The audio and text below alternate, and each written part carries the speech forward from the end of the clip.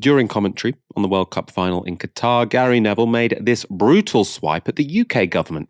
It's abhorrent and we should detest low pay. We should detest poor accommodation and poor working conditions.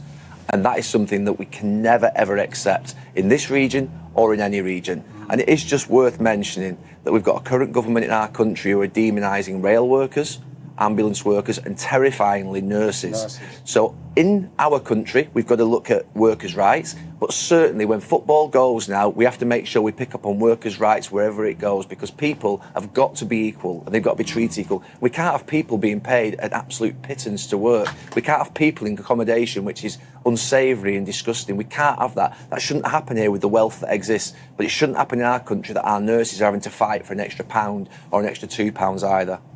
So a version of that video went viral after it was tweeted, this is the surprising bit, by a Tory MP. Why was he tweeting a criticism of his government? Well, this is Lee Anderson. Another party political broadcast by a millionaire. Looks like ITV is on my banned list now.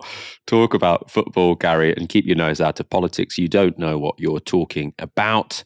That clip, uploaded by the Tory MP, has had 2.9 million views. I'm not sure that's the effect he was hoping for. Ash, what did you make of that from Gary Neville? Some people saying, how dare he compare workers' rights in Britain to workers' rights in Qatar? Obviously, there is a bit of a difference, but I suppose is the principle the same?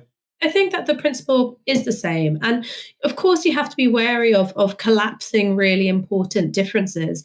But you do have people who are working in, hyper exploitable environments right here in the UK. I mean, you don't just have to talk about ambulance workers or nurses who, of course, are fighting over pay and conditions. But if you look at the conditions at, garment manufacturers in Leicester who are making the clothes which become part of, the fast fashion economy, Boohoo, Pretty Little Thing, things like that.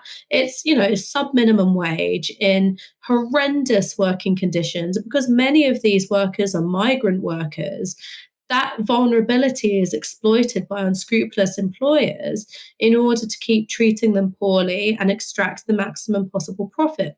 There are also ways in which the UK is really bound up with working conditions in other countries because, when you rely on globalized supply chains, one of the things that you do is you create I can't see it, so I'm not responsible for how those workers are being treated. There was a news story that came out, I believe it was The Guardian, which described conditions in a Thai clothing factory who are making the clothes which are then sold at Tesco's. It is, effectively an indentured labor sweatshop, and conditions were so awful. And I'm just going to do a little trigger warning here for mention of sexual violence. A 7-year-old child was raped while her mother worked. We're talking about that level of poverty, of vulnerability, of exploitation. And those are the clothes which are being sold right here in the UK. So I don't think it's a case of saying, well, who are we to criticize conditions in Qatar? Because, absolutely no country has got a record where they can hold their head up high.